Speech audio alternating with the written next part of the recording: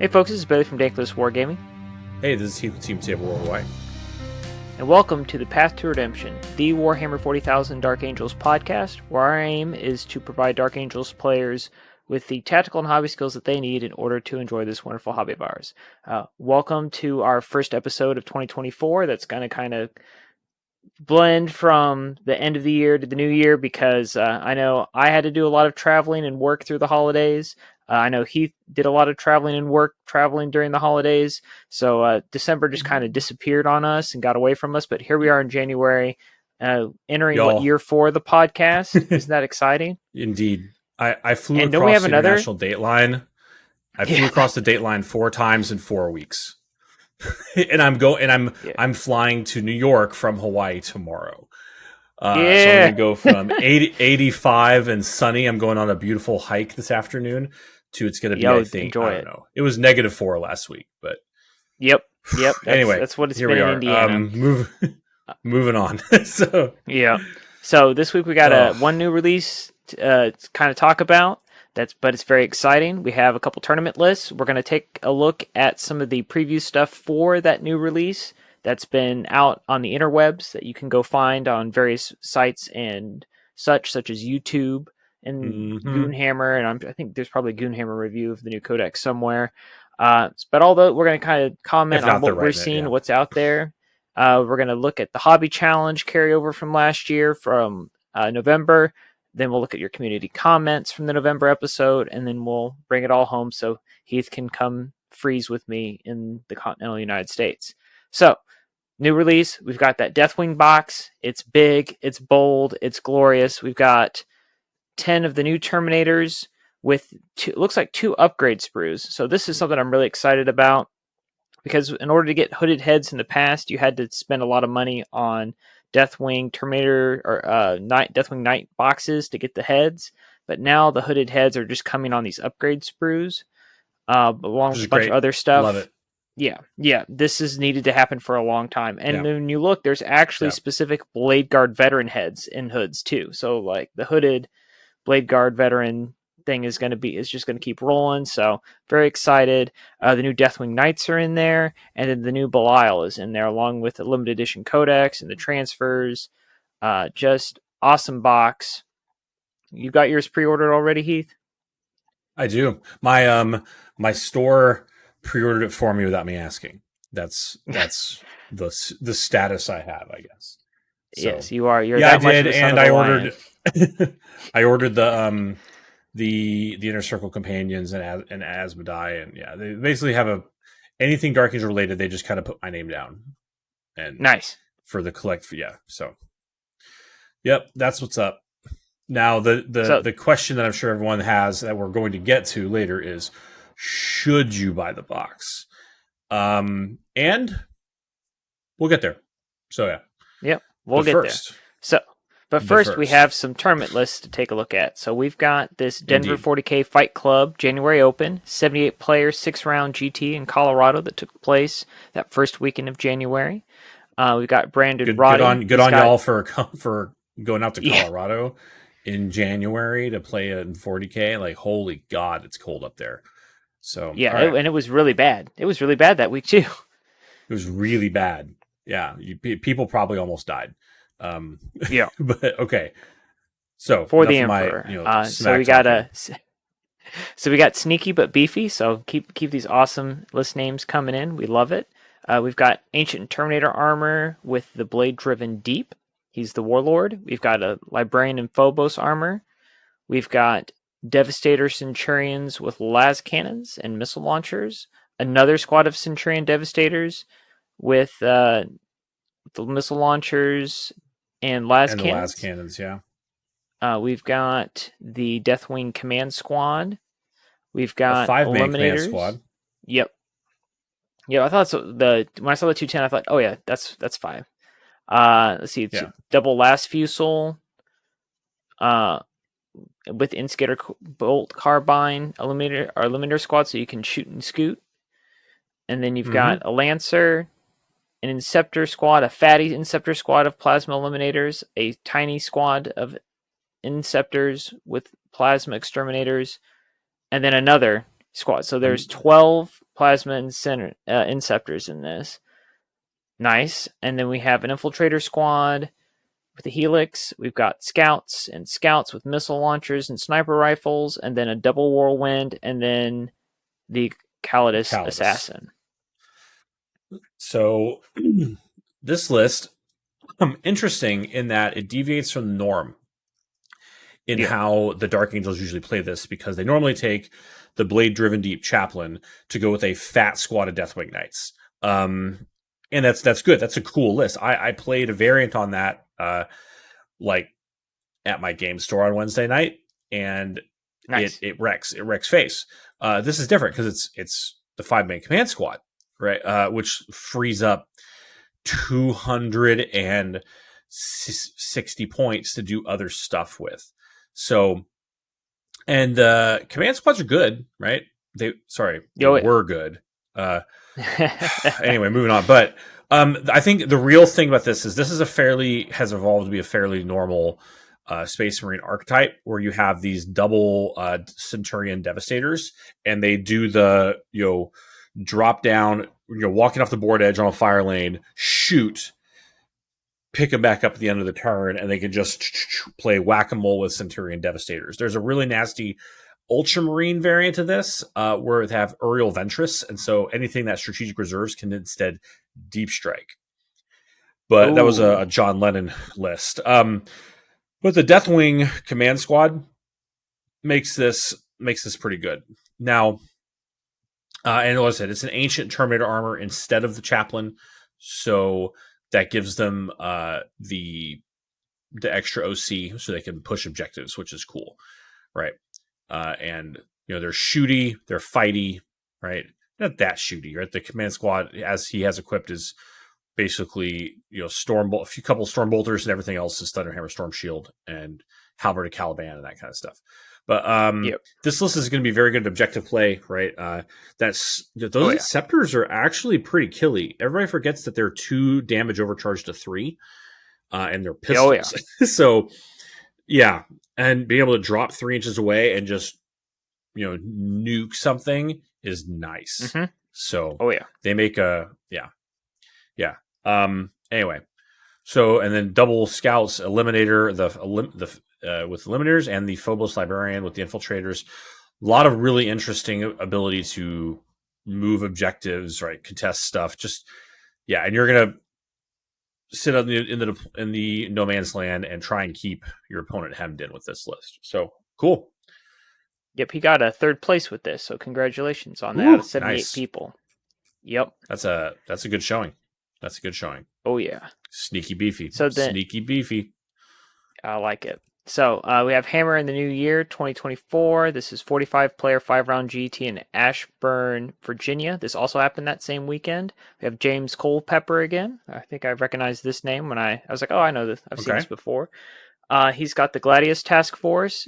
He has called this Hammer version 11. So there are 10 other Hammers up to this point. Let me preface with, when I reviewed this list for the show notes, I was like, I actually really like this because it's different. Yeah, this is different. It's a different archetype than we have seen previously. And it is not going to be nearly as affected by the changes in the Codex, right? So listen up, boys and girls of the Lion. Some hot new text coming down your pipe. Yep. So we've got Ezreal. We've got Blade Guard Ancient with Artificer Armor.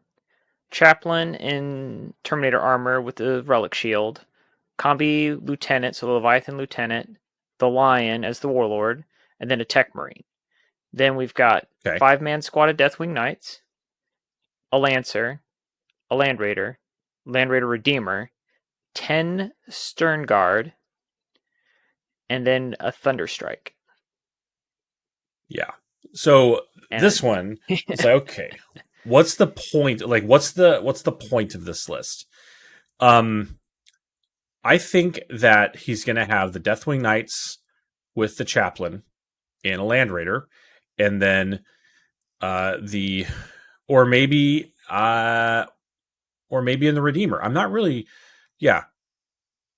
I guess that's probably the case. And then you're going to put the Stern Guard with Azrael in with the other Land Raider. right? So that they're going to be able to jump out and do their thug thizzle all over people's faces. How are they equipped? 2 stern guard heavy bolters, 5 stern guard bolt rifles, 9 stern guard bolt pistols. There's a power fist in there on the sergeant. Yeah, there's okay. Yeah, so this list is actually going to be really good. There are a couple combi weapons hits in there too. on everything. Yeah, the combi. That's what I was looking. I was like, do you do 5 like the 5 combi? There's only 5 combi weapons. Is what it looks like. So 2 combi weapons. All the stern guard bolt rifles. I'm not super familiar with stern guard. I'm gonna have to look them up real quick. All right.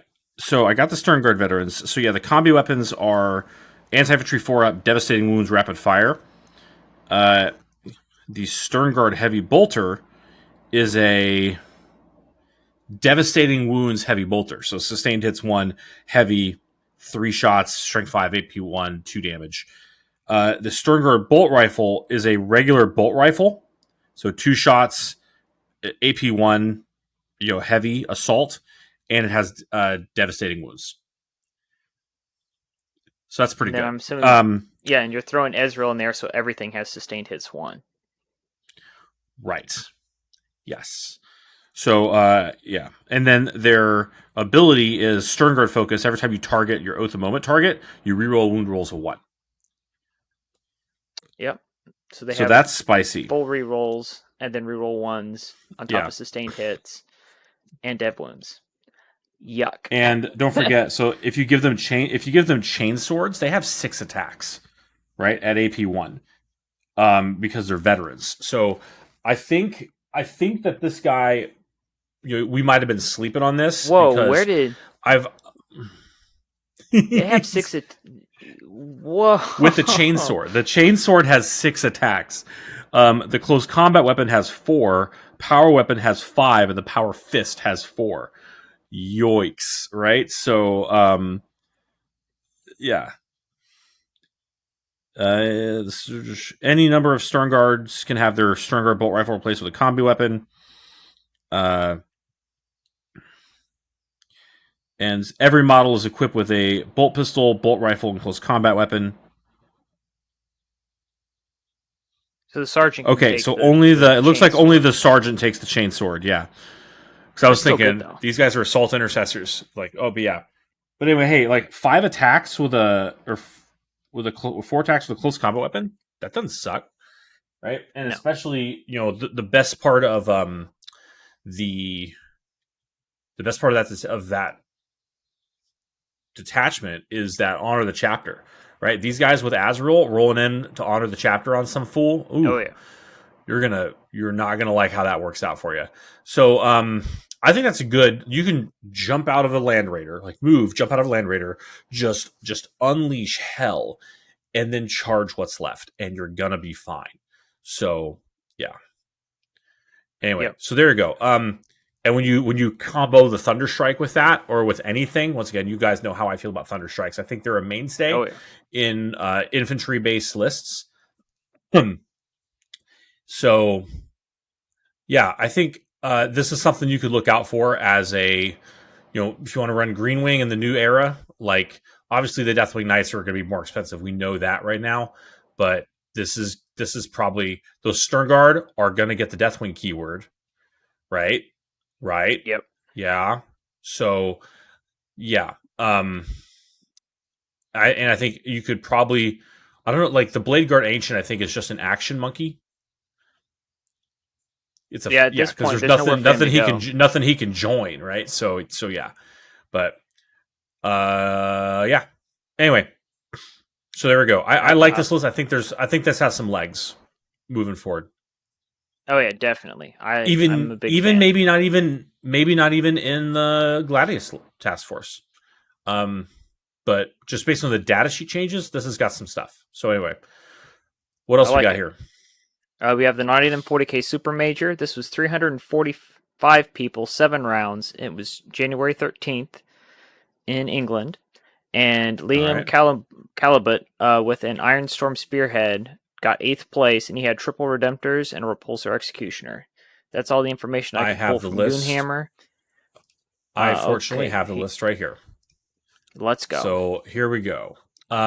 We have the detachment is led by Azrael as the warlord. Also has a combi weapon lieutenant with master of machine war. So that's the everything can all vehicles within 6 inches can advance, fall back, and shoot.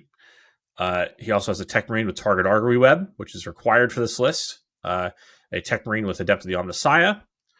And then he has company heroes. That's probably where Azrael's going to go. So that's a great combo. Yep. Double Inceptor with plasma, an infiltrator squad. This says Helix Gauntlet and Infiltrator Comms Array. I think that might be a typo. I think you can only take one of those. And the Infiltrator Comms Array is not super useful. Then he's got 2 Scout Squads, a Dark Shroud, Triple Redemptor, and an Executioner. And a Thunderstrike. So, my bad, and a Thunderstrike. And the Dark Shroud, really, like I said, is a force multiplier for Dark Angels to play this type of list. And once again, this list would be relatively Codex proof because it doesn't, as I have run this list before with a Talon Master. So the Talon Master's gone, unfortunately, rip. But the Combi Lieutenant is actually a pretty clever way to do that because he's fast. He can just run his little legs, right, to keep up with those scouts, or to keep up with the Dreadies, right? And he's a lone operative, and he's got Feel No Pain, right? And if you get close to try and charge him, he can just and he gives you wound reroll support. So there's a lot to like about that, right? So, and the Dark Shroud obviously will help you win any of the ranged counterfire matchups. So, because it's a real big boost. So, okay. I was initially, I'm not gonna lie, when we started planning this episode a few days ago, I was like, I don't know if we should even talk about meta, right? Because it doesn't really matter. Right. But fortunately, we've been able to find some lists that don't rely on the 10-man Brick of Deathwing Knights, right? So good on you, Bailey, for sussing those out. So these are still somewhat relevant to the conversation. Mm-hmm. Yep. Thank you, Goonhammer, for having this ready for me. It's nice and easy. Doing a lot of our research for us, yeah. We appreciate all right, it. Shall we move on to the future segment? Let's move into the main bit. So we're gonna get our hot spicy takes on the hot spicy takes of others that's out there on the new Codex and the new way to play. That's our featured segment today. So we've got this kind of broken down in a couple different bits. Like we've got like some stuff that's brand new, some stuff that's changed and we perceive to be for the better, and then some stuff that's changed that we've perceived to be not for the better, not for the best. So let's go ahead and let's go ahead and disclaim, I think. So this is Sunday, January 21st. The pre-order window opened yesterday. Therefore, all the the embargo lifted on all the influencers NDAs, and so that's and a lot of people don't like what they see. I have personally gone through a bit of an emotional journey with this as well, but we're going to try and come at this as objectively as possible. Discuss what we know. We don't have the full picture because we don't have the Munitorum Field Manual points. Right. So we don't know the complete scope of the thing. So we'll talk about some datasheet changes. We'll talk about the detachments. There are a few things I think that are going to be interesting that are positive changes. There's a lot that are negative. Overall, just datasheet nerfs. So once again, we're going to try and point out what we can and just make it as objective and nuanced to take on it as we can.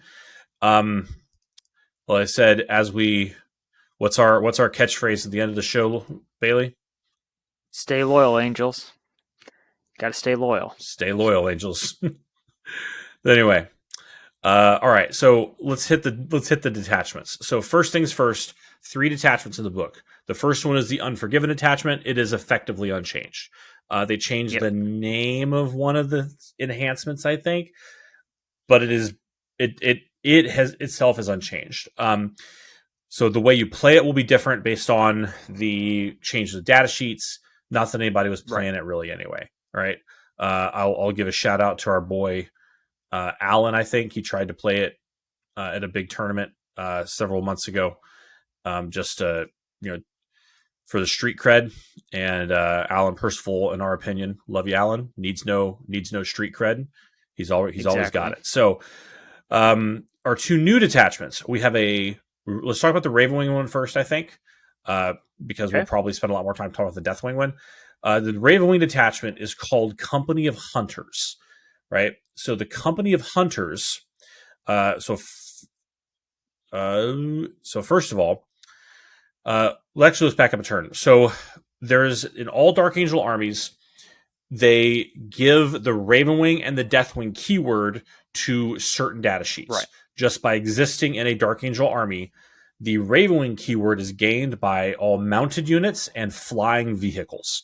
So that is basically, all the Marine flyers and storm speeders, right? And your mounted units are Outriders, ATVs, and the Bike Chaplain, right? Yep.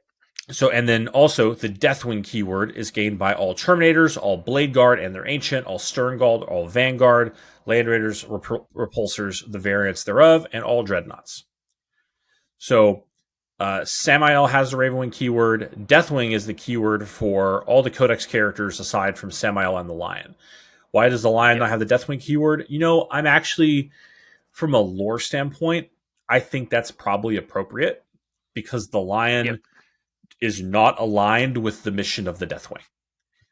So there we go. We'll probably have to do, once I get my hands on the Codex on February 3rd, we'll sit down and do a lore discussion. But okay, so that's how the data sheets are changed. So back to the Ravenwing detachment. So Company of Hunters. So the core rule for Company of Hunters is you can advance and still be able to shoot and fall back. So if you advance or fall back, you're still eligible to shoot. Right now, this is not just bikes and speeders. This is all Astartes units. Now, just look past all the rest of the things. That's a really powerful rule. That bakes in Master of Machine War, right? And that bakes in a lot of stuff that you would otherwise really want to be able to do, right? So what is your opening gambit with the Gladius detachment, right? It's Declare Devastator Doctrine so you can advance and shoot. You just have that all the time now. Okay. And once again, this is not just Ravenwing. This is everything, right? Your Eradicators, right? Advance and shoot, right? This is going to really help your ability to do objectives, right? Or do action, what we used to call actions, because you're always eligible to shoot, even if you advance. Well, and then this also combines tactical doctrine too, because you can fall back and shoot, so you can just now fall back and do all that stuff. So I missed that. That's a good catch. Look at that. That's just think about that. Okay, what in this Space Marine Codex would I like to be able to advance, shoot, fall back, and shoot with? Now, it doesn't let you charge. Right. But there's an enhancement that does. And Samael also lets you do that. Yes. So, okay. Now, the enhancement that does is strictly tied to a Ravenwing unit. So, all right. Okay. So, the enhancements to the stratagems are specifically tied to Ravenwing keywords. Right. So, right. Does this help? So how does this help things, right? Does it help your planes? Planes don't really need to advance and shoot because they have an unlimited movement. Speeders definitely need to advance and shoot. A lot of time, vehicles need to advance and shoot because really on turn one, that helps you a lot because you can guarantee lining up, in cover, and you just advance your Land Raider, advance your Ballistus, move out to open a fire lane for yourself, right? So that's really nice. I said I really like it for Eradicators and some of the and Centurions. That's gonna be good, right? So your Hellblaster block. There you go. I mean, they could already do it to begin with, but now you can't lock them up in combat every turn and turn them off because you can just fall back out of combat and keep shooting. You just fall back and shoot, right? Which means you don't need to spend points to take lieutenants, right? Unless you really are keen on lethal hits things, right? So. When you look at that, okay, that's good. That's a really nice piece of kit and flexibility that I really would like to have. If you told me in 9th edition that I could have had army-wide advance, fall back, and shoot, I would have been like, oh yeah, let's roll. I got something. Yeah. Okay. Yep. Yeah. So that's going to make the Dreadnought like a, hey, you got triple Redemptor because you've been playing Ironstorm? Maybe give this a crack. See what happens. Anyway. So, all right. So now let's talk about some of their... Oh, go ahead. Are we doing enhancements or stratagems? One other thing to talk about first is they say Outriders. All the Outriders get get battle line so that you can take more than 3 of them. I don't know why you would, because they're kind of expensive. I can see a reason to take maybe 2. I could see a reason to take a unit of 3 and then maybe a unit of 6 with an ATV. The thing that is attractive is they give you a auto 6-inch advance, which is nice, right? They're not generally very killy, but you could attach Samael to them, and it could be a way to just basically catapult Samael across the board, get him into combat with something, right? So yeah. Anyway, unless they take a significant points cut, which I don't think they will, because of the way that GW seems to value movement in their points, I don't see that coming. But okay, let's talk about some stratagems, right? So we have 5 stratagems here. Let me pull it up. Yeah.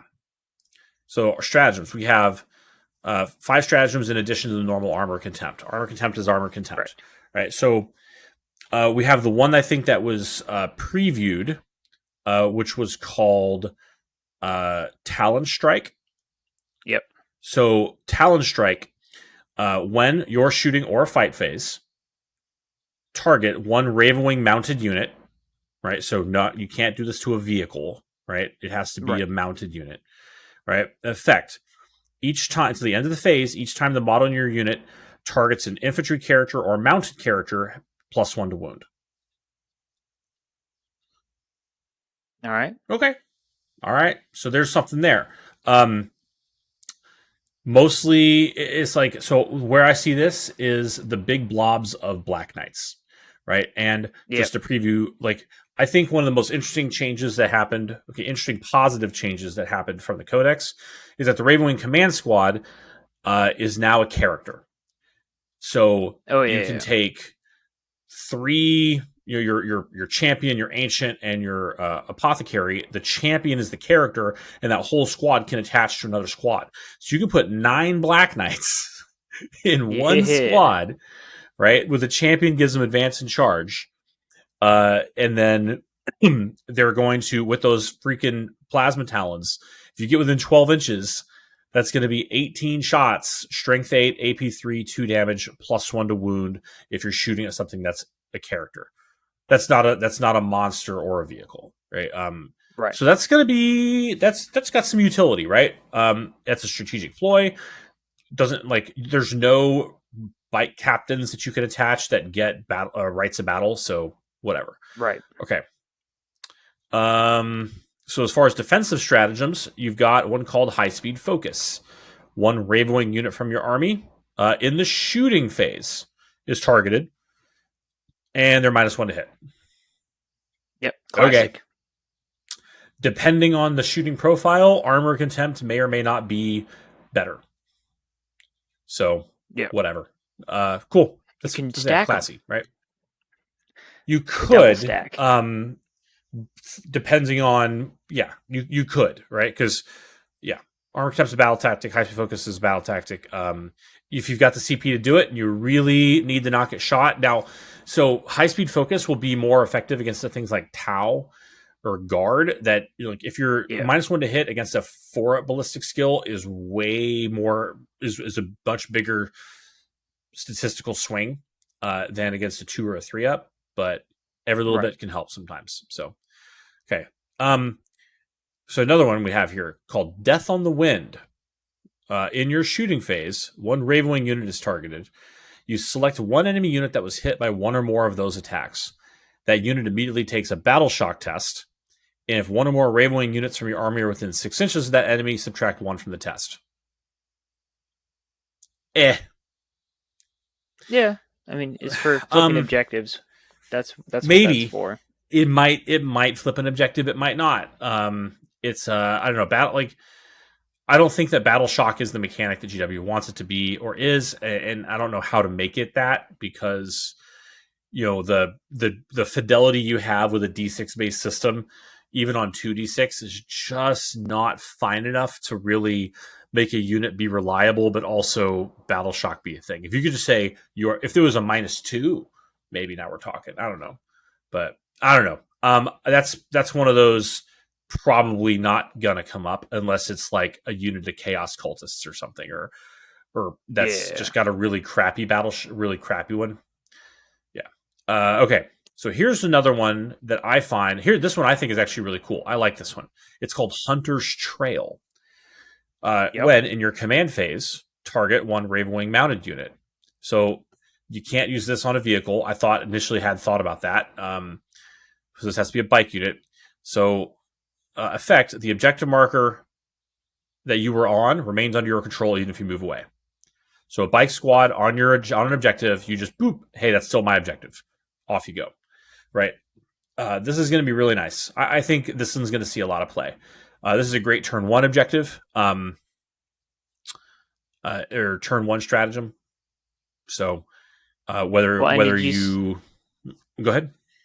Well, saying then you couple that with one of the enhancements, the Recon Hunter. So that way, that guy's unit has a 9-inch scout move. So you move on to objective to start the game. You tag it, and then you go off and do other stuff. Yep. So there's some play there, right? I think there's a good play there, right? So I think you're going to see a lot of use for that.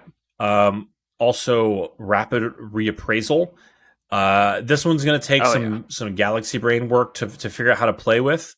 It is a battle tactic that at the end of your opponent's fight phase, you target one Raven Wing unit, not mounted, just Raven Wing, that is not within engagement range. Effect, you pull that unit from the battlefield and put it in strategic reserves. So the question I have with this, and this is something that is that if you go second, right, and you do this, that unit can come in at the end of your turn 1 then, yeah? Because there's something about the fact that, like, if it starts the game on the board and then goes into reserves, it's not restricted by the normal strategic reserves rule. I remember that being the case in 8th edition, but I don't know now. Okay. I'd have to. Let's take that as a lookup for next show. I think. But if you could, we'll see. Yeah. But if you could, one of the other enhancements lets you take something and bring it in a turn early. Yeah. So you could technically, this sets you up for a really nice, if you have multiple things the Ravenwing things that you want to shoot with, where you can kind of do a double, like a beta strike, where you can bring 2 things in from strategic reserves turn 1. Okay. Because you have the unit that's already in reserves that has the enhancement to come in early, and then if you're going second, then you can take something else, put it in reserve, and then bring it in at the same time. So that's when I saw this, something can do that. I know that I'll have to ask my buddy Chris that judges. There's a lot of tournament judging, but I think this is something that people do in other armies, and this is the first thing that popped in my head when I saw this is, you combo this with the other thing, and now you have 2 things, and then you come in, and so it's kind of gimmicky, and the fact that you're limited to Ravenwing things all around, so basically you'd have to run 2 squads of Black Knights, essentially. Well, hear me out on this. I think the Storm Speeders are a great tactic for this. You keep them very well protected in your backfield, right? And then at the end of their first turn, right, you just pick them up. Your next turn, you just drop them down someplace else where they have the sight line they need to put their Thunderstrike buff on the +1 to wound on something. Yeah. So you can do that too, or if you combo this with the the Master Maneuver enhancement that allows you to bring something in early, you could pick something up at the end of turn 1, and on turn 2, you can drop it down in your opponent's deployment zone. Yep. Because that unit counts as being turn 3. So all of a sudden, 9 Black Knights with +1 to charge are 9 inches away from something in your opponent's deployment zone. Yep, that's true. That is concerning as well, right? So there's the downside of that is that the footprint of a 9-inch Black Knight squad is tough to manage, right? It's going to take some practice, but okay. So overall, how do you kind of grade this stratagem sheet? Like, I can think we can agree it's not S tier, but it's no, but it does things that I enjoy. It's all about maneuvering. Between enhancements and this, there's all these maneuvering gimmick things that I enjoy. And the thing that I've noticed a lot with like the cutting down on auras, cutting down on the rerolls from Oath of Moment, they're really trying to push you into leaning into the individual data sheets for your power nowadays. And when you look at these stratagems, that's what these do. Like, it's not about making one individual data sheet better. It's about how do you get that data sheet that's already good to the right spot and go. Like, I mean, obviously Talon Strike does that, but it's very specific into what you're dealing with. Like, you have to be basically going into a counter matchup, or something chaos with the Juggernauts, or Chaos Demons or something where they've got mounted units where that will come in helpful. But for the most part, looking at you have defense, and then you have sticky objective, and then you have the ability to pick up something and put it in reserve. It's all movement shenanigans, which is like my favorite way to play the game. So I'm a big fan of this. Okay, I'm B-ish on it.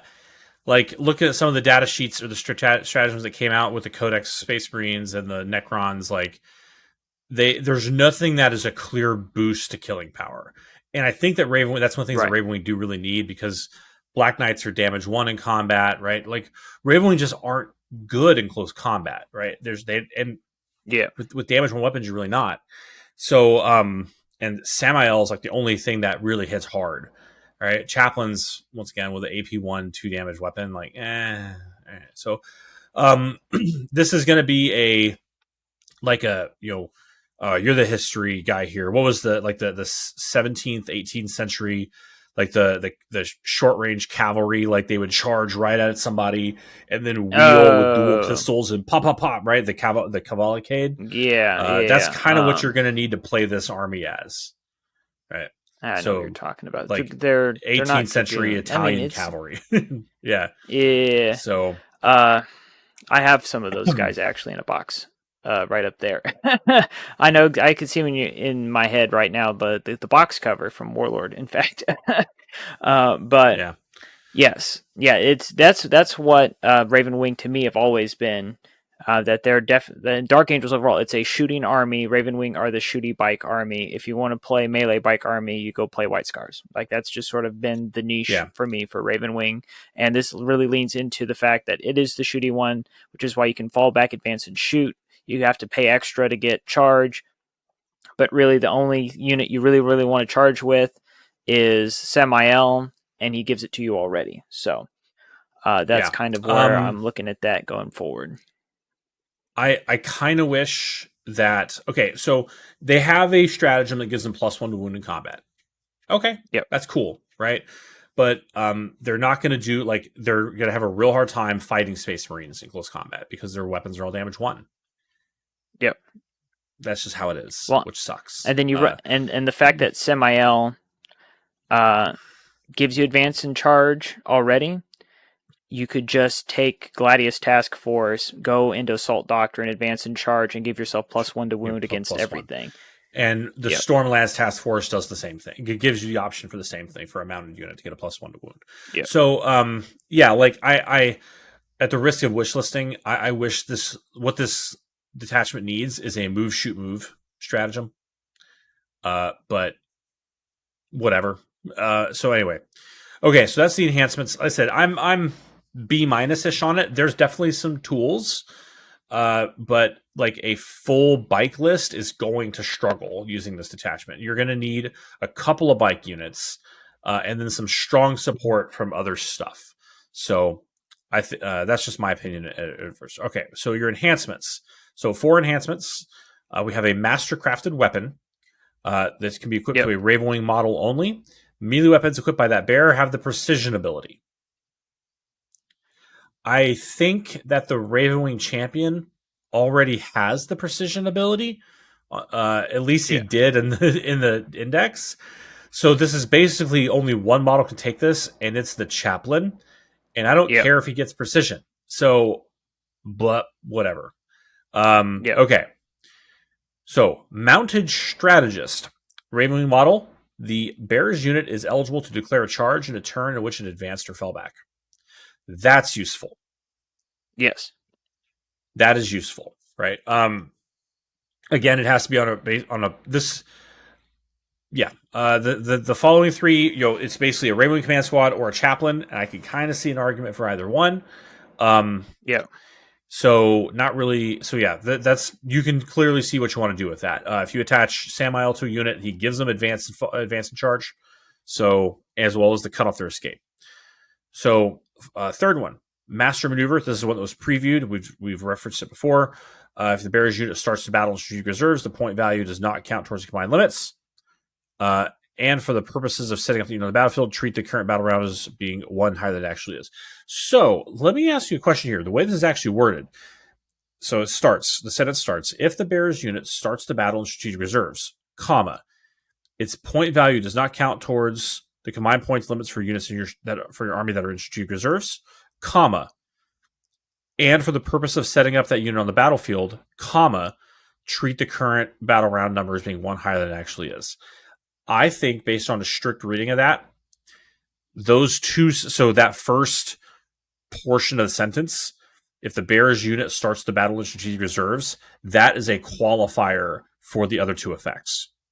So I don't think you could pick him up off the board and then drop him back in earlier with this. Right.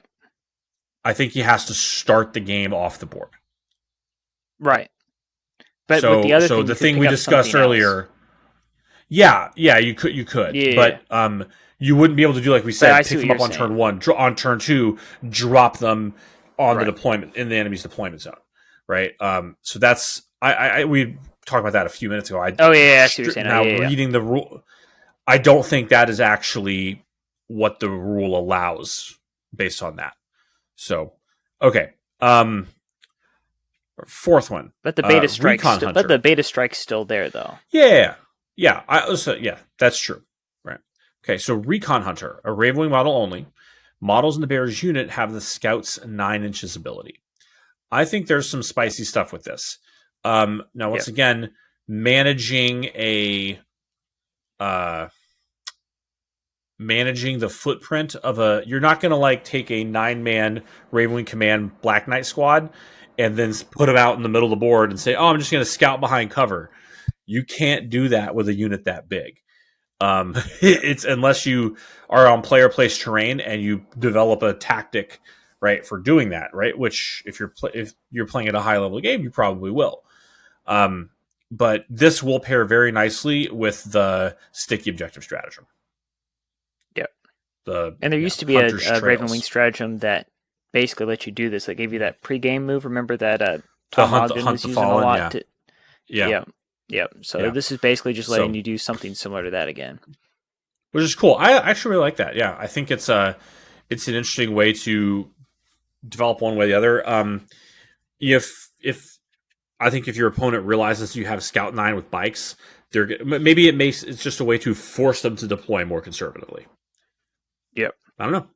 So yeah, especially I think there's some value in that 9-inch move sure. And advance in charge. Yeah, I definitely think there's some value in that. So. Okay. Yeah. All right. So that's going to conclude the discussion about the Ravenwing. I'm actually excited to play this detachment. I think there's some stuff here, right? I think there is. So, okay. Now on to the Deathwing. Yeah, my favorite. So, here we go. All right. You want to do enhancements or stratagems first? Oh no, we should talk about the actual the detachment rule, right? The detachment. We get to make vows. It's not just for Black Templars anymore, boys and girls. We get to do it too. All right. So not only do you get to swear an oath of moment, you get to vow upon your oath of moment, right? So at the start of your command phase, select one objective marker. Until the start of your next command phase, that objective marker is your vowed objective. Each time a Deathwing infantry unit from your army makes an attack that targets a unit within range of the vowed objective, add 1 to the wound roll. Yeah. Yeah. There you go. That's good. Okay. So, yeah. Enhancement. All right. So enhancements. So we have 4 enhancements. The first one is Champion of the Deathwing. So the Deathwing model only, melee weapons equipped by the bearer have lethal hits. And each time the bearer makes a melee attack, if it is within range of your vowed objective marker, so if your squad is on the vowed objective, a critical hit is scored on an unmodified hit roll of a 5-up. Okay. Yeah. There we go. I see this as an interesting pair with the Terminator Librarian. Okay. So you put him in a squad, like a big squad of Deathwing Terminators, right? And then you can then they're going to have sustained hits, and lethal hits. So, I see where sustained hits at range, lethal hits in melee, right? And then if they're on an objective, which isn't going to be hard to do based on one of the stratagems we're going to talk about, they're gonna hurt things real hard, right? So you're going to get a lot of output out of that unit. So, okay. I think that's a pretty valuable stratagem, or a pretty valuable enhancement. Okay. Next one. Eye of the Unseen. Deathwing model. Each time you target the bearer's unit with a stratagem, roll a d6, adding 1 if you're within range of your avowed objective. On a 5-up, gain a CP. So you generate a CP on a 4-up if you're on an avowed objective, or a 5-up. I don't know if this is super valuable because I'm probably going to bring Azrael every single time. To command point farm, whatever. Right? If it's a couple point, if it's like 5 or 10 points, I'd probably take it as a point filler. Maybe it's valuable there. So, all right. Singular Will. Deathwing model only. Each time the bearer's unit piles in or consolidates, you can move an additional 3 inches. This is pretty good. I think movement shenanigans once again are always valuable, and this will once again, when you with the restrictions on how you can consolidate in 10th edition, this will let you probably catch some people off guard with a 6-inch consolidate towards an objective or another enemy unit. So because that's the back half of what was Righteous Repugnance, and that was the part that was and every time we talked to anybody that played Deathwing Terminators, Alan or Tom or Charlie. I want to say it's Charlie. Yeah. Charlie Andre. That's who it is. This is Charlie. The part they said this is actually the sweet spot. This is the stuff. This is the actual spice. Rerolling hits and wounds is nice. This is the sweet stuff. So it's cool that that's come back into the list. I'm happy about that. Okay. So this last one, Deathwing Assault. We've had some variant of this rule in all editions. Right? A Deathwing model with a deep strike ability only. The bearer's unit can be set up using the deep strike ability in the reinforcement step of your first, second, or third movement phase, regardless of any mission rules. There you go. Yeah. So this one's got some play. Attachments have that. Yeah, this one's got some play, and you're going to be able to pair that with one of these stratagems very nicely. So 6 stratagems again. The first one, Armor Contempt, needs no introduction, so we won't. Let's just go on to the one I think that the Deathwing Assault pairs with nicely. The Relic Teleportarium. Right? Oh, yes. The flavor text. The Deathwing employ ancient and incredibly powerful teleportariums, some older than the Great Crusade, to strike at their foes with unparalleled safety and accuracy. In your movement phase, you can target one Deathwing unit arriving using the Deep Strike ability. Effect, your unit can be set up anywhere on the battlefield more than 3 inches horizontally away from all enemy models. Restriction, until the end of the turn, you cannot charge. But with the combination of your Deathwing Assault, on turn 1, you're going to get a unit of Deathwings somewhere. Now, I can point out, this is actually probably, this actually kind of makes me think that taking deploy teleport homers as a fixed objective has some play. Yeah, I could see because I can attach a character, 1 CP on turn 1, I'm in your deployment zone doing an objective for 5 victory points, and you're not going to stop me. You're not going to stop me unless you're a Tyranid gaunt carpet, right? Maybe orcs, right? But then you say, okay, I can't do that, and then you do something else, right? But I think that's going to be a viable strategy. And if they're Deathwing Knights, once again, we don't know the point proposition. We know what GW said it is, so they said they're going to be 290 at first, which is high, but they're really durable, right? And just say, look, if I put them with a character and drop in, and they're going to get me 5 victory points every turn, and I just drop behind a building and generate CP or generate VP with them, maybe there's something there. So this is something we've talked about before, Heath, and it just popped in my head. Remember we talked about when we list build, having the character, and you don't have to taking advantage of the fact you don't have to declare where the character is going until before every battle. So let's say you take the librarian with sustained hits, right, with Veil of Time, and you give him the early drop, and then you run one fat squad of Terminators, and then you have your smaller squad of Terminators that you intend to do this strategy, right? Mm-hmm. So that way when you go into the battle, if it is a matchup where you can sneak into the back and hide, you declare the librarian to go hide with the small squad, and then you go do the thing, right? But if you're going into that Tyranid matchup, and you're like, okay, then you go, well, actually, I'm going to go put him in the fat squad for this game. And turn 1, the fat squad's going to come down with the assault cannons and all the storm bolters, and we're just going to start DACA-ing everything in front of us. And then we're going to move block you, because not only because I'm going to come in right in front of you, pin you in your deployment zone, and just start shooting. Yeah. Yeah. And then you save that smaller squad for shenanigans later. So to me, that's we actually have a way to do this where it makes sense to me. Like if you're like where you're going into that matchup, like, oh, this is where this would actually matter. But then you would have to run 2 Terminator squads. But you probably are if you're running. Look, if you're playing the Deathwing detachment, you're going to be doing that, right? So yeah, okay.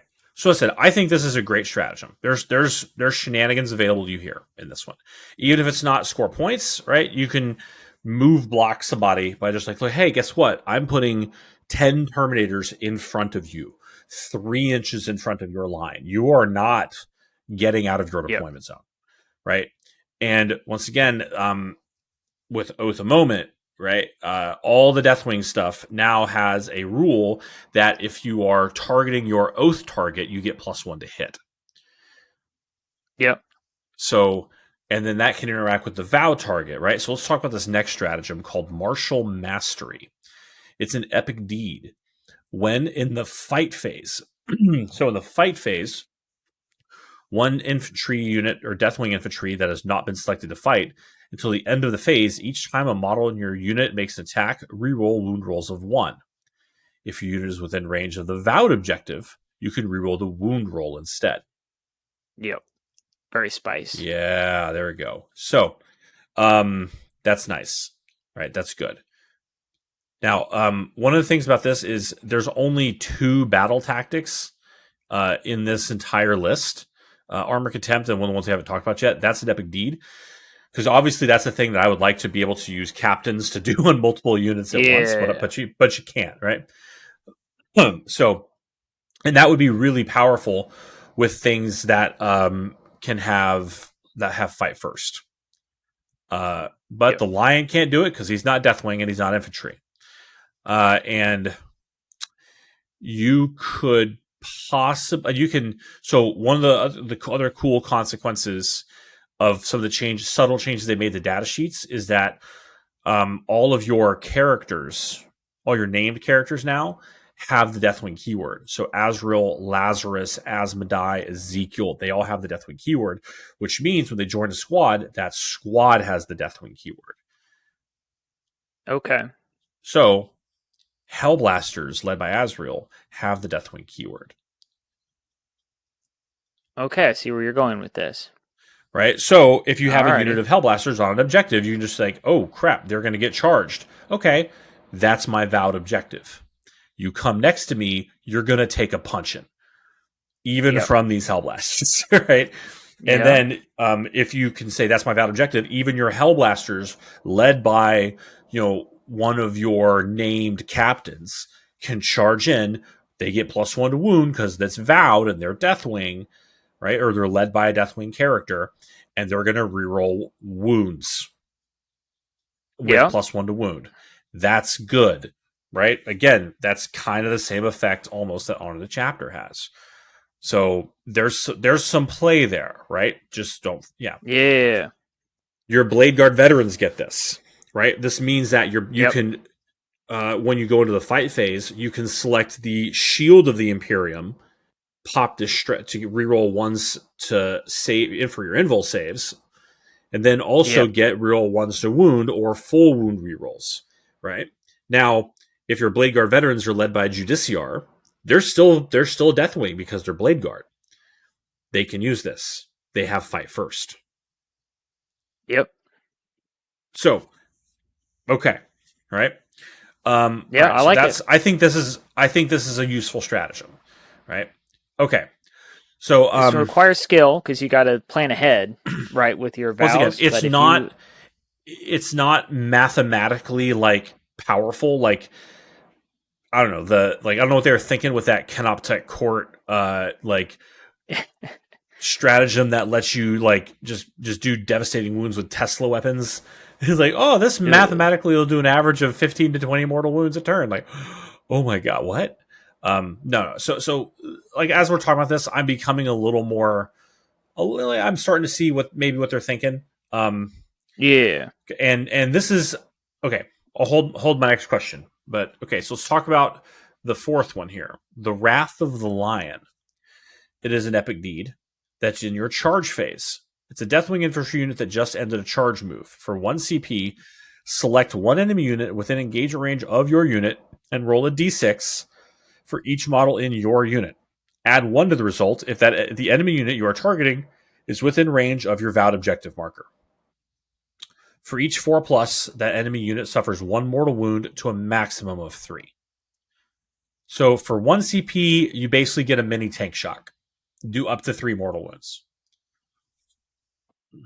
I'm just gonna tell you, it has Okay. value because there have been some games where I've gotten tank shocked, and it's just like, yep, you just have to do 1 more wound, and they're like, and people are sitting there, how am I gonna do it? And they go, oh yeah, I'll tank shock you. So like if if there's an Yeah. enemy lion in front of you, and you're like, he only has 1 wound left, or there's an Imperial Knight, or a Land Raider, which was the instance that I was in, or a Whirlwind sitting on an objective with 1 wound. And when you look at what's, the strength reduction in all of the weapons for Terminators in this edition, it's not a guaranteed you're going to roll a bunch of 5s when you go in to fight it. So you just go over, punt, plow into it, give it the old shoulder push and the old shoulder tackle, and blow it up, and ball game. I'm all about it. It's tackle. It's what strategies are supposed to be. They're not supposed to be this like game breaking Magic the Gathering style infinite combo. It's supposed to be something that goes in a specific situation where you just need that one little push to get you over the edge. This is the thing that does it. Because then, but think about this. Well said. If you charge something, right? Because they've changed how the targeting rules work now, right? For charges, right? So you can charge something, blow it up with this. So imagine the vehicle. There's a vehicle, right? You blow it up, right?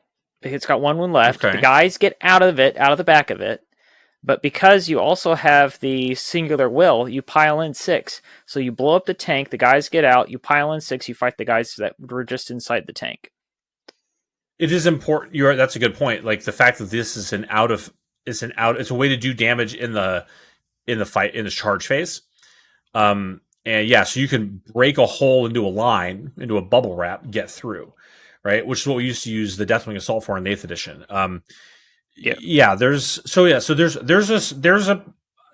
It's going to be very situational, but yeah, I think if there's a Imperial Knight or something with a 4-up invul save, right? And you just need to soften it up a little bit more, right? This will be nice. This may help.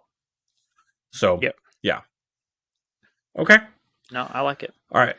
So, fifth one, duty unto death. When in the fight phase, after an enemy unit has selected its targets, target one Deathwing unit from your army that was selected as the target of one or more of those attacking units' attacks. Effect until the end of the phase. Each time a model in your unit is destroyed, if they have not yet fought this phase, roll a d6. Add 1 if you're within range of your vowed objective. On a 4+, this model gets to fight before it's removed. So, on a 3-up or a 4-up, you get fight on death for Deathwing. Yep. It's not terrible. Okay. And then the fact that you actually can get it a little bit better if you do the valid objective, like it's cool that like you get a little boost. So I like it's one of those things that will make people think a little twice about charging somebody on an objective. It's like I'm gonna get to hit you back, right?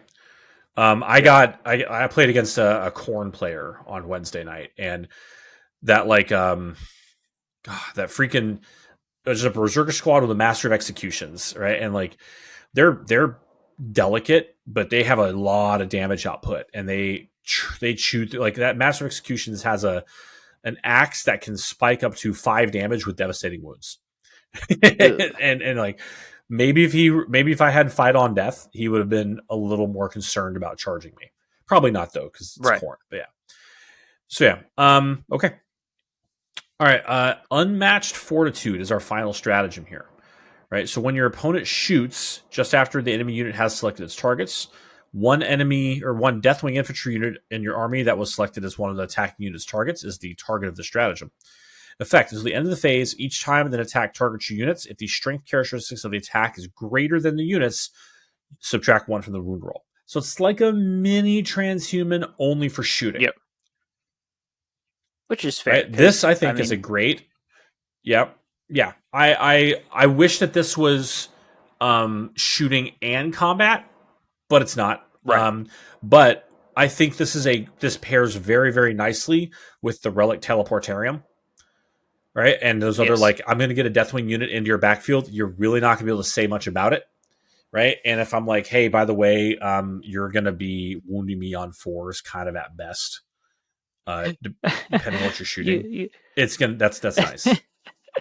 I just saw the scenario. It's where someone doesn't know you. This is only going to work so many times before people figure it out. But like the first time you walk to a game and someone just puts that one little that Calidus assassin on their home objective, like it's the Knights player, and they just put that one assassin on their home objective, and you go, okay, I'm valuing your home objective. I'm deep striking on top of it. I'm targeting the Calidus. It's eliminated. And now when you try and come and shoot me and fight me, I'm on my vowed objective. I have all these buffs. Like, good luck. Yeah. Yeah, you're gonna need to. You're gonna need to. Well, you're gonna need to like honor and respect your backfield, right? You're not gonna be able to leave do the risk strategy where you've got all your armies are on the frontier and you've got one army garrisoning each region behind it. That's not going to be safe against the Deathwing list. So, okay, it's good because it counters what everybody's doing. Yeah. Yeah. All right. So that concludes the detachments. I'm starting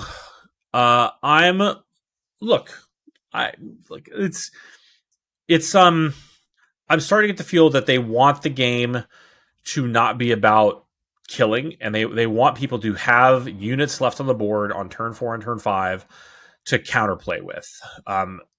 That's the only real explanation for why they're moving stuff around. Like they're making stuff as trying to de-emphasize that. And so, yeah.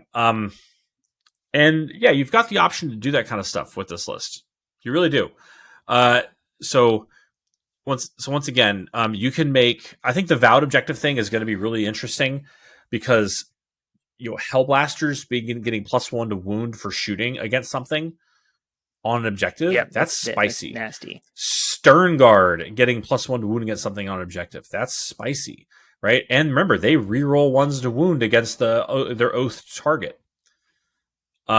So yeah, that's good. That's pretty good. Man. Yeah. So you can, okay. So I think there's some stuff to do here. So I'm not as upset about the detachments as I am about the changes to the data sheets. Upset's a strong word. I was sad. I didn't feel like we earned the nerfs that we got, but That is the kind of the more disappointing part of this, right? So, okay. So I don't know if I want to completely spend a whole lot of time and energy talking about data sheets at this point, because we don't have accurate points yet, right? So so we don't have all the context we need to make a real value judgment. But we can talk about what we know, right? So let's talk about, okay, what got taken out. So we lost the Talonmaster because he's an old pattern land speeder. Yep. Rip. We lost the Strike Master. He lasted one edition because he came from the old standard Deathwing Terminator kit. That's a shame. That was another piece of unique Dark Angel flair that we had. We lost the Deathwing Command Squad. That's a big ouch.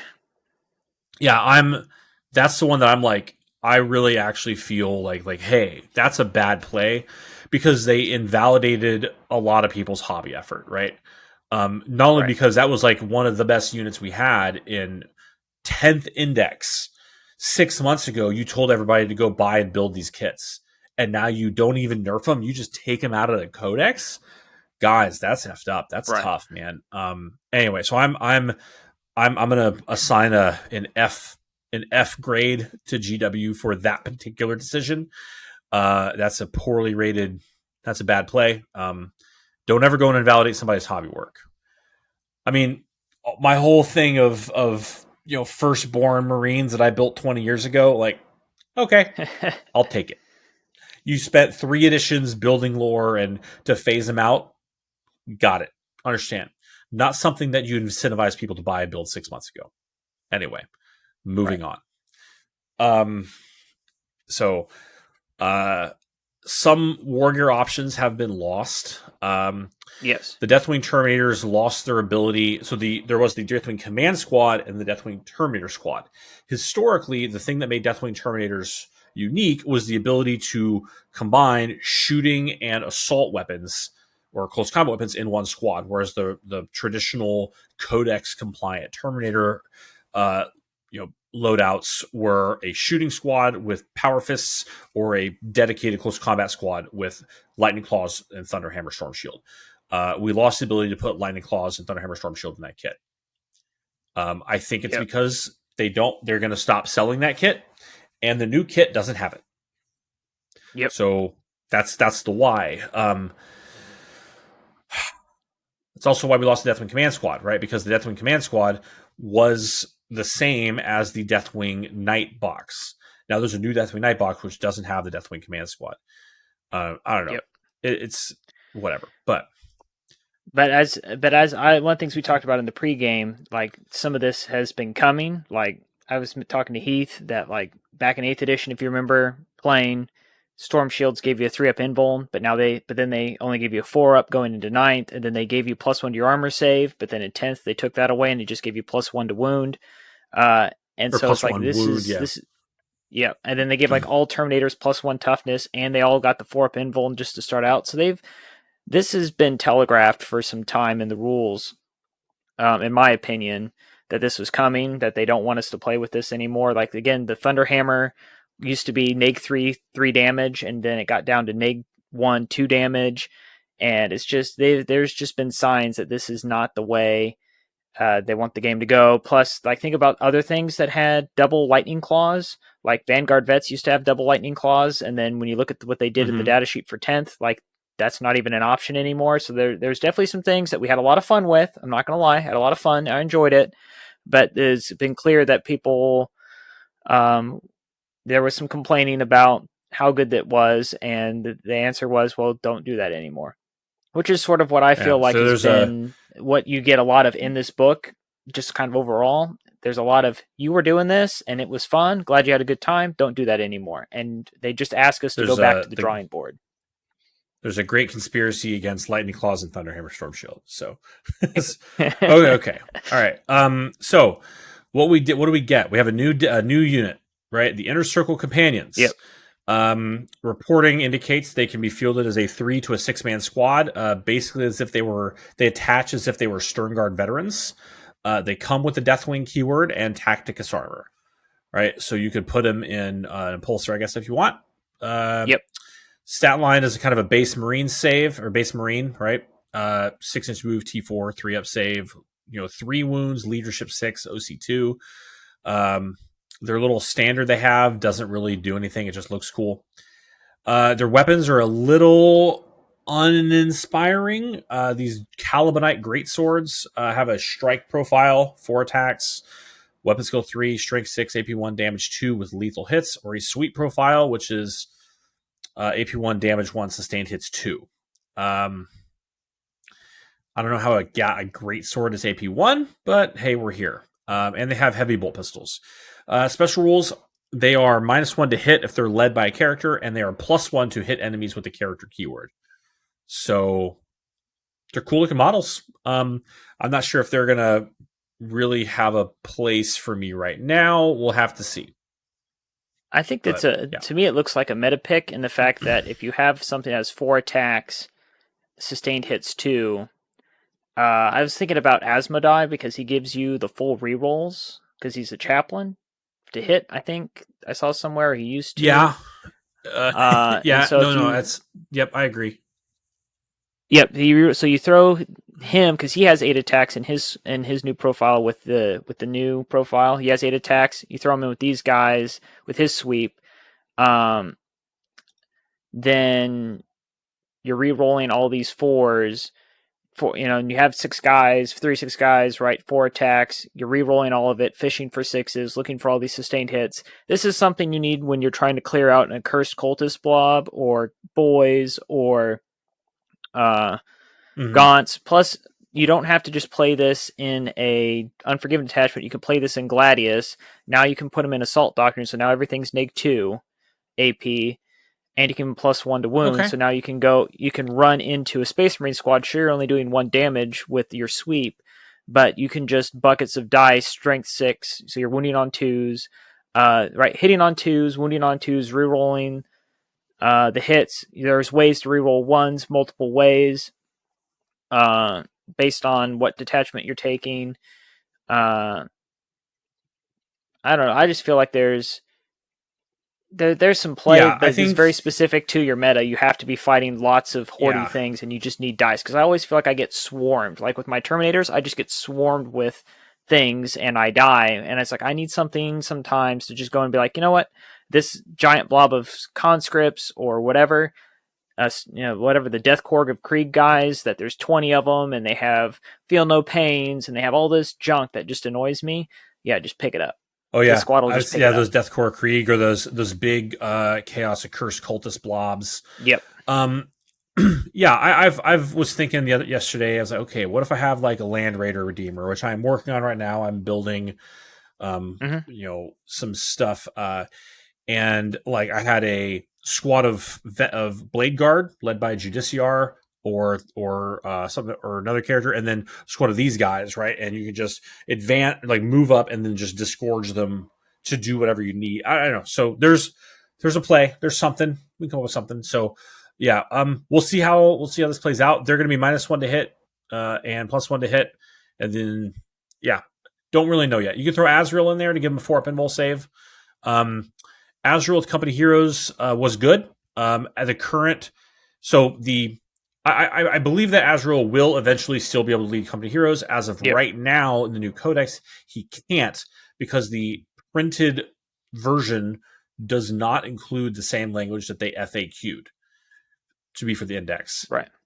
That is clearly rules as intended. Mind you, the production constraints on printing these books probably in China 9 months ago. So look, just he'll be able to lead Company Heroes. I'm confident of that. Right. So, but it could be interesting. Azrael leading a group of these guys. So yeah. Okay. And these guys are going to get hit a little harder than the Company Heroes. I think, Company Heroes are like this champion hits hard, but the rest of them don't have combat weapons at all. So yeah. All right. Okay. So that's Inner Circle Companions. We talked a bit about the Deathwing stuff. So we talked about the Ravenwing. Okay, the Lion took a nerf. the lion lost his -1 to wound from the Emperor's shield, and he lost a point of damage on his sweep attack, and that is sad. He was already, yeah, okay, Yep. But the way I look at that is it just means you have to be smart. I was talking to a buddy who was asking me about this the other day, and I said what it comes down to is you just have to be smarter. Like when I went to the Tampa Open, and I'm like, yeah, I'll just charge the lion into Magnus, no big deal. Oh, you have the giant Canis Rex Imperial Knight. He's not going to kill the lion in one round of combat. I'll just charge in there and fight him for a couple rounds, see what happens. I'm not doing that anymore. But I would still bring the lion with the intent that he does have these nice buffs. Like there's your +1 to hit buff that, because the one for the inner circle companions, it has to be against characters. But if you have the lion, then he just gives it to them for being near him. That's one of his options, right?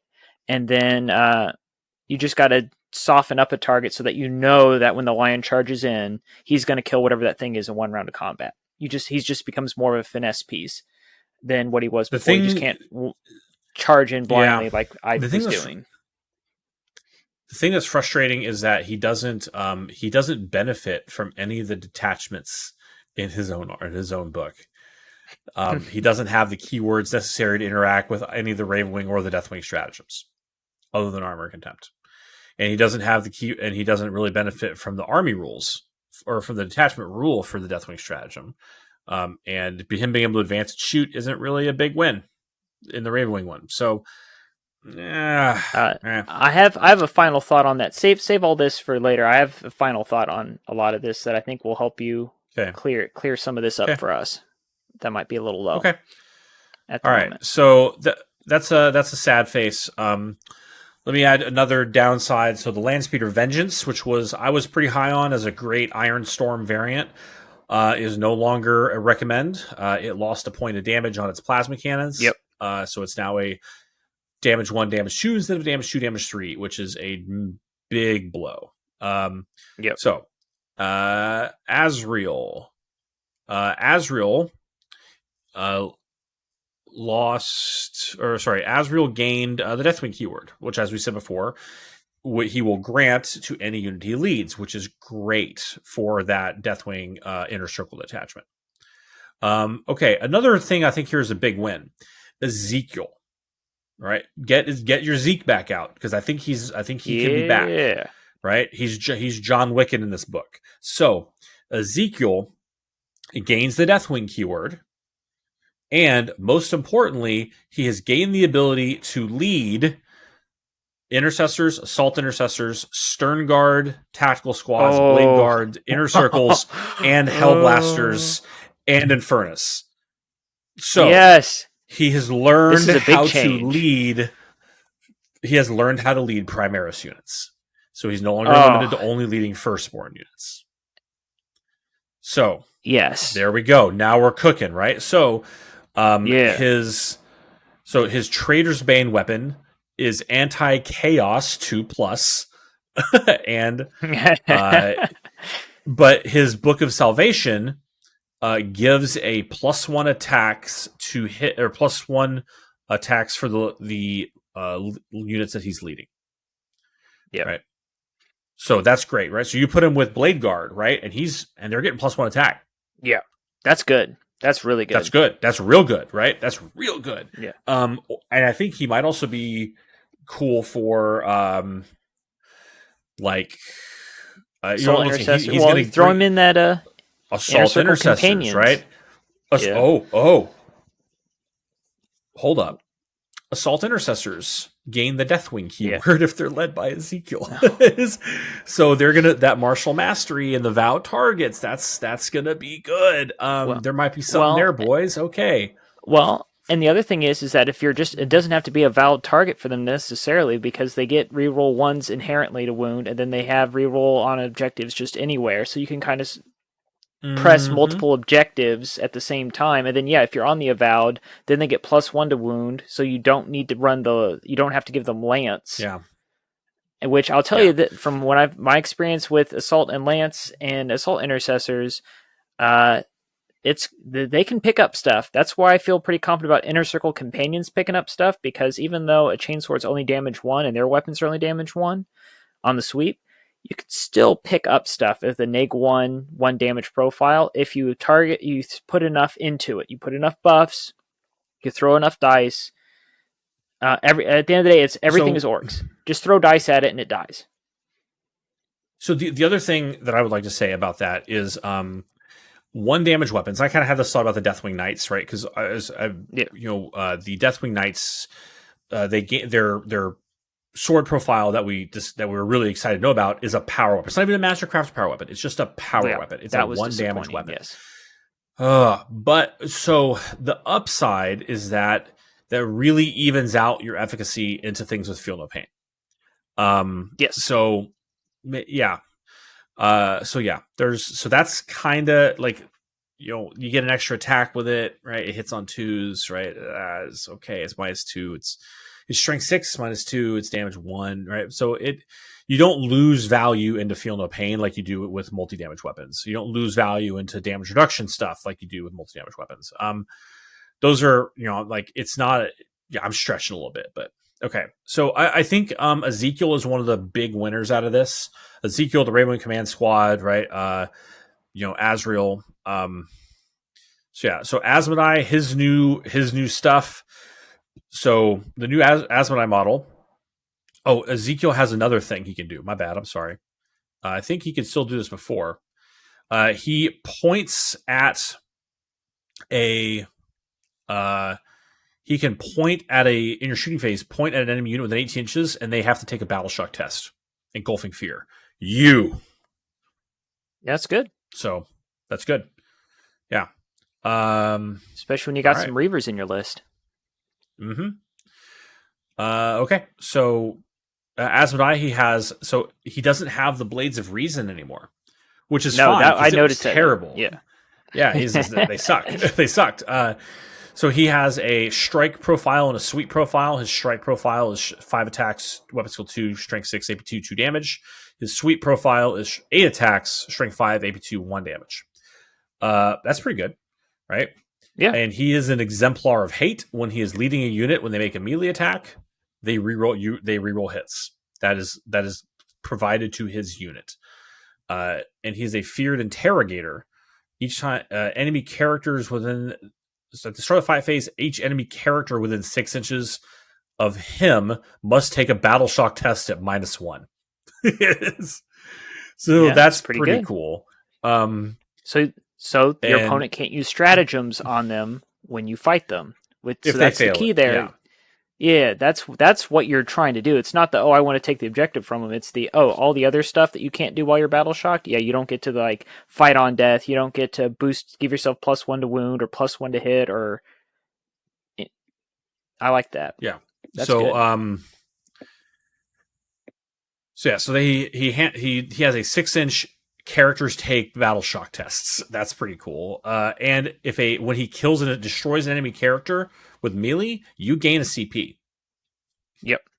So, interrogate them brains. Right. We're here. Suck your brains like a lictor. Suck those brains. All right. Lazarus doesn't really appear to have much changes, I don't think. Again, I think he's going to be great as a way to hand out the Deathwing keyword to various units. Yep. So that's cool. And his unit has the 4-up fight on death. So Belial. Yeah, but the new Belial model is pretty cool. He got nerfed a little bit. The Strikes of Retribution, his parrying blade, which he plop mortal wounds back at you on a 2+, is now on a 4+. So there's that.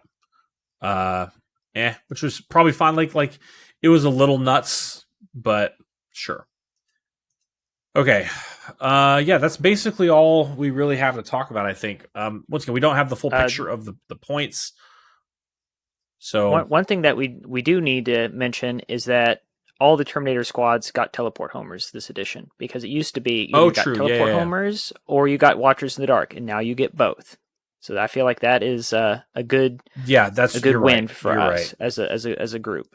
On like So in the woe of we don't have, things got data sheet weapons got messed with. They gave us more tactical flexibility in our movement and our ability to resist mortal wounds by saying everybody gets this now, instead of, oh, I have to take the generic Space Marine Codex thing to get the squad to get the teleport homer. No, we just get that now. So Deathwing Knights that have never had teleport homers, now they have teleport homers on top of their watchers.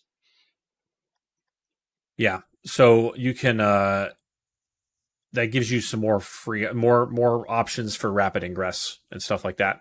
So yep, yeah, okay. I like it. So it said, I don't have the book in hand. Bailey doesn't have the book in hand. No. We're reviewing based off of Sleuthing. reporting done by other by channels that do.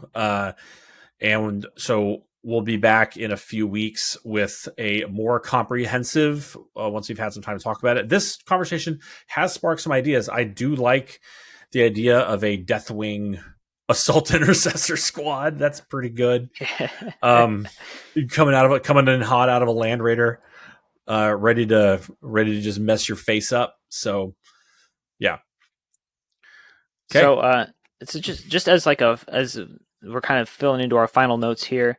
I feel like something that everyone's kind of where a lot of the cringing is coming from is that we're all used to the new Codex being the new hotness, and I don't think that's going to happen with this book. I think everyone kind of looked and went, "Wow, the ability for me to just murder hobo everybody is not there." Yeah, it's definitely, as you mentioned earlier, side graded everything. Yep. Like what you said earlier, Yeah. it's about maneuvering and scoring points. That's what this book does. It maneuvers and scores points. Like the Deathwing Knights don't kill things like they used to, but there's still stuff there to keep them from dying so they can hold positions and score points. Things aren't just going to, like the Deathwing Knight data slate. Did you see that they can only come in units of 5 now? So you cannot run a 10-man squad of Deathwing Knights and just kill people. Yeah. Oh my god. I killed like, Angron twice on Wednesday night with a 10-man squad of Deathwing Knights. He didn't swing once. Turn 1, charge, +1 to wound, Angron goes down. Turn 5, he comes back, make an 11-inch charge. Angron goes down. Right? Get out of here. it's yeah. So off they go into the sunset. Anyway, off. Yeah. There's the reason why this has happened. But again, to me, I look at it and go, all right, I have to learn how to play the game a little bit differently. Like, I'm looking at this as an opportunity to expand and improve my skill instead of just relying on easy buttons, as much fun as those easy buttons are. And I think the thing that we have to keep in mind, too, when they came out with the core Space Marine Codex, there was some commentary about how the Gladius Task Force is basically what they want us to play. Right? You can play Vanguard and you can play this and it's all fun, but most Space Marines play Gladius Task Force. It's the most common detachment. And I think when we were talking about with the Lion earlier, this is the thing that popped in my head, is that the Lion is supposed to be in a Gladius Task Force. Like when I played with him at the Tampa Open in a Gladius Task Force and he had access to all this fun stuff in there, it's like, if you're going to play the Lion going forward and you want him to have all the goodies and it means something, you're going to be pushed into a Gladius Task Force, I think. And I think that's where, like you said, there's fun stuff in the Ravenwing Detachment. There's fun stuff in the Unforgiven. There's fun stuff in the Inner Circle Task Force.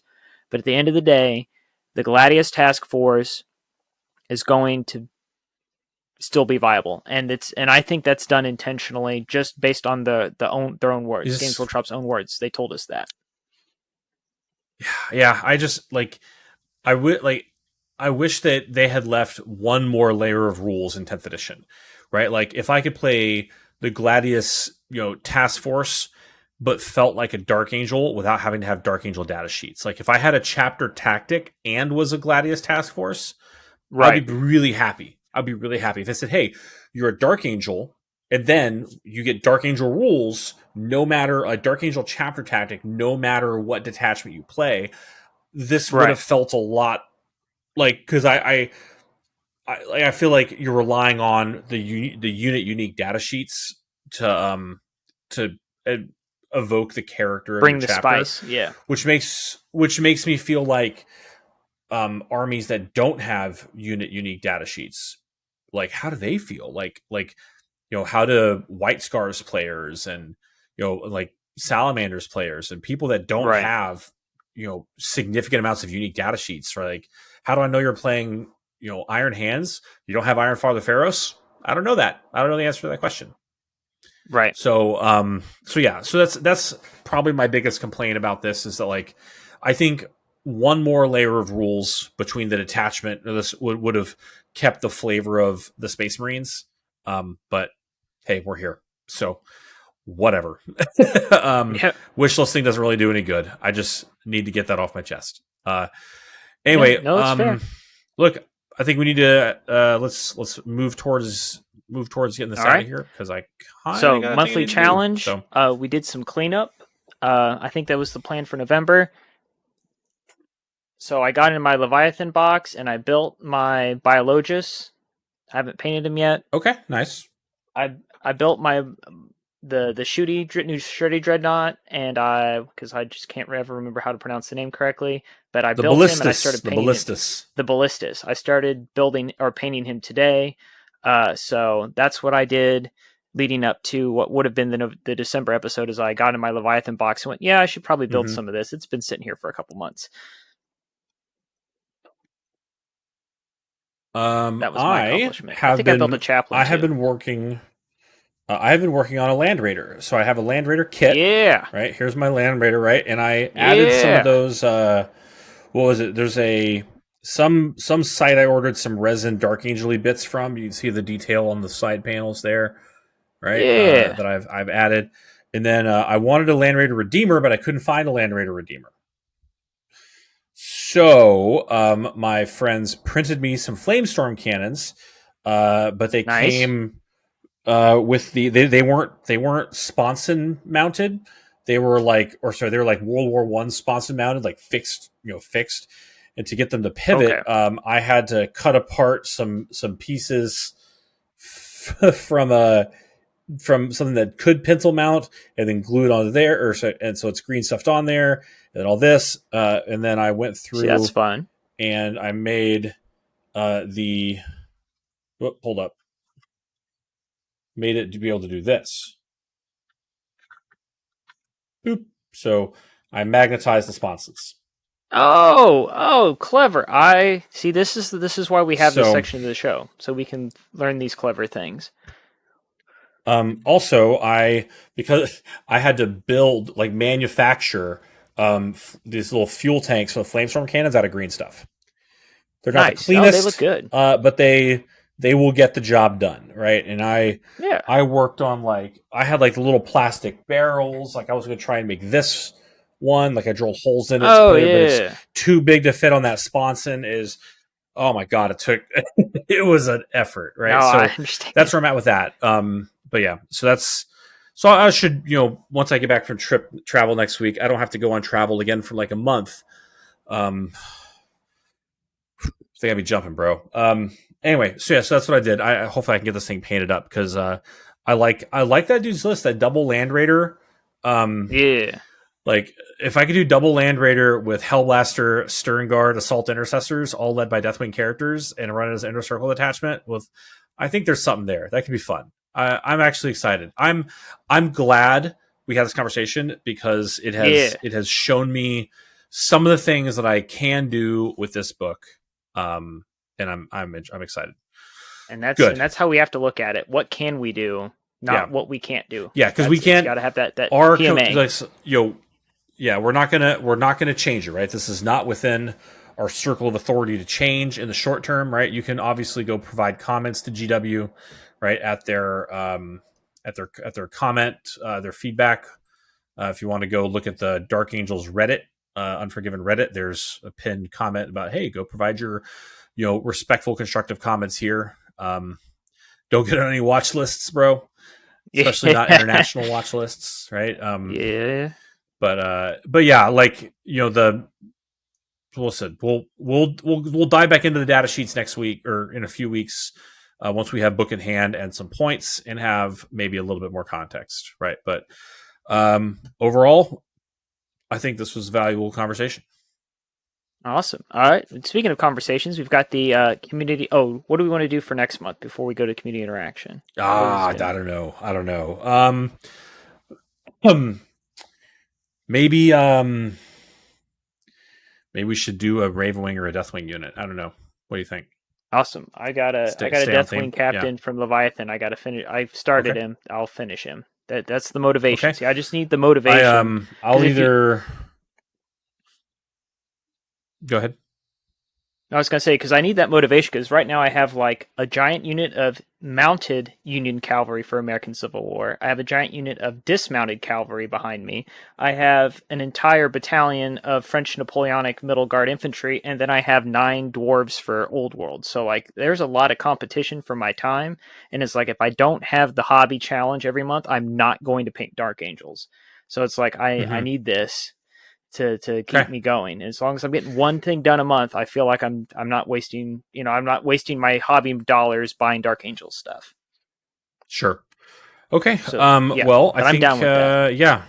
I think this month, like I've got this Land Raider on my table. I don't know if I'm going to finish it. Then again, maybe I'll try and get my Terminator Librarian. I don't know. We'll figure something out. There we go. I don't know if I'll have time to get this guy done, but I'll try. Right. And then, we'll probably plan on in a couple weeks again on actual Codex release weekend, have another shot at looking at this when the points come out and maybe talk about some lore. I don't know if I'll have a completed hobby challenge by then, but I mean, hey, that's why it's a challenge. So exactly. So, all right. So speaking of the conversation, we had Wraith Raider, which is our guy Alan. He said that yes, Talon Masters can screen each other currently. Well, we don't have to worry about that anymore. And then again, they also have leader and can't lead anything. So we got that. Then in your game against the guy with the Frisian wolves that holding objectives, they're OC0. Alan says. Well, I didn't know that. And apparently he didn't either. So, yeah. Interesting. All right. So Kyle Daniel says we'll see it. Yeah. Yep. There it is. Yeah. Exciting from Kyle Daniel. Thank you. It's always exciting. And then Old Man Games 9292 said, "Sorry guys, no smoke is the correct answer." So he is not going to put smoke on his Asmodai. It took me a while to figure out what he was saying, and then I realized that's what he was talking about. I'm glad you knew. He's not going to put smoke on his ass. I was thinking real hard trying to figure out what we were not smoking. Hey, you do you, boo. Yeah. I'm never gonna tell somebody their hobby I'm wrong. So submit pictures. Submit pictures. Yes. Pictures. If you can. Do we have an email address or something? I don't know. I don't know if we. I think the email for Dankless Wargaming's in the show notes. You can email me. I'll just we'll double check that. Yeah, if you submit, you got a model you're super proud of, right? Send it in. We'll take a look. Maybe we'll throw it up. So. All right. Yeah. Awesome. So, thank you all for listening to this month's episode of The Path to Redemption, the Warhammer 40,000 Dark Angels podcast. Our next episode will come out when we get a new spicy hot codex in our hands. Please subscribe, like, and comment below so that you don't miss out on our commentary when we go live with the points. Which also to mention with the points, there is a balanced data slate coming as well. So that will, depending on when it drops, will supersede the points in the codex. So there's that. We have to think about. Who knows? But anyway, we'll it's coming out. We'll deal with it when it happens. So, last but not least, we'd like to thank Purple Planet for the use of their music. Until next time, I'm Bailey from Dankless Wargaming. This is Heath with Team Table War Hawaii. Stay loyal, Angels. And today, more than any other time, keep in mind, loyalty is its own reward.